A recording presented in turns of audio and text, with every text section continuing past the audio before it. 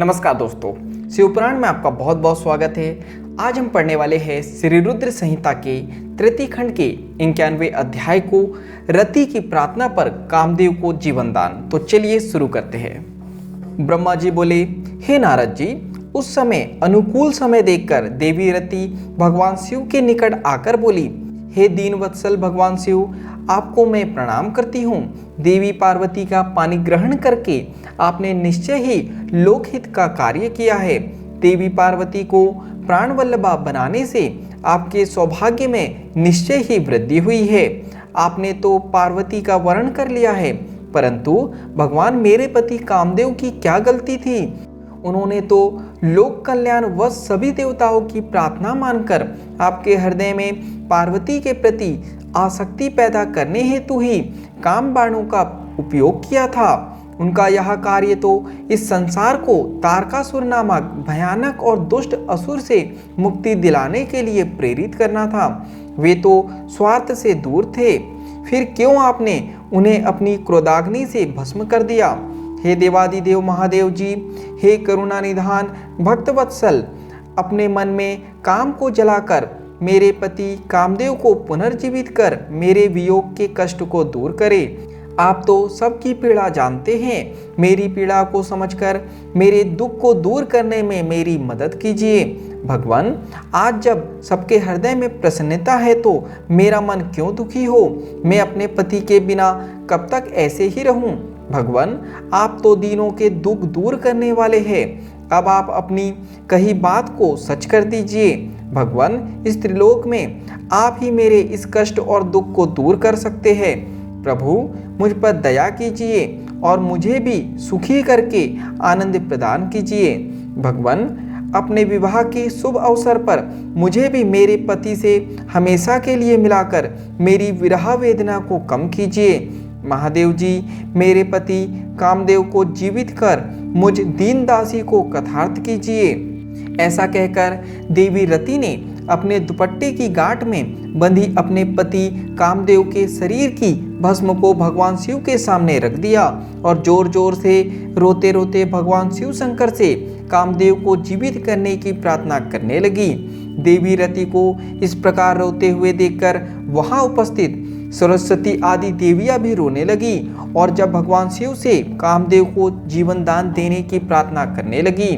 इस प्रकार देवी रति के बार बार प्रार्थना करने और स्तुति करने पर भगवान शिव प्रसन्न हो गए और उन्होंने रति के कष्टों को दूर करने का निश्चय कर लिया।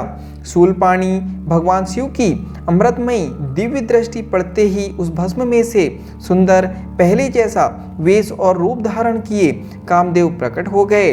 अपने प्रिय पति कामदेव को पहले की भांति सुंदर और स्वस्थ पाकर देवी रति की प्रसन्नता की कोई सीमा न रही। वे कामदेव को देखकर बहुत प्रसन्न हुई और उन्होंने दोनों हाथ जोड़कर भगवान शिव को नमस्कार किया और उनकी स्तुति करने लगी।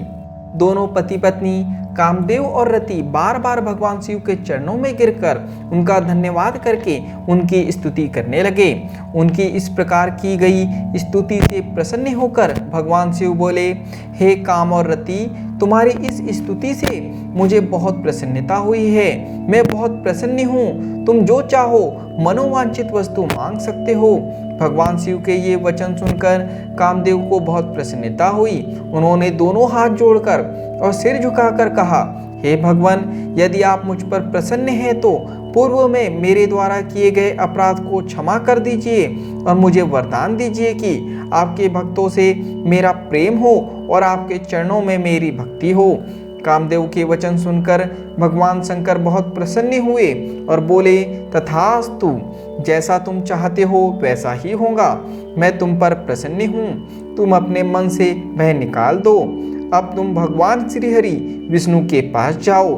तत्पश्चात कामदेव ने भगवान शिव को नमस्कार किया और वहां से बाहर चले गए। उन्हें जीवित देखकर सभी देवता बहुत प्रसन्न हुए और बोले कि कामदेव, आप धन्य हैं। महादेव जी ने आपको जीवन दान दे दिया। तब कामदेव को आशीर्वाद देकर विष्णु पुनः अपने स्थान पर बैठ गए।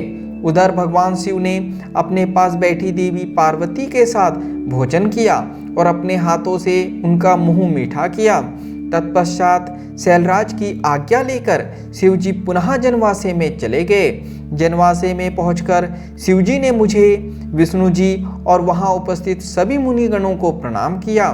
तब सब देवता शिवजी की वंदना और अर्चना करने लगे। फिर मैंने, विष्णु जी और इंद्रादि ने शिव स्तुति की। सब और भगवान शिव की जय जयकार होने लगी और मंगलमय वेद ध्वनि बजने लगी। भगवान शिव की स्तुति करने के पश्चात उनसे विदा लेकर सभी देवता और ऋषि मुनि अपने अपने विश्राम स्थल की ओर चले गए।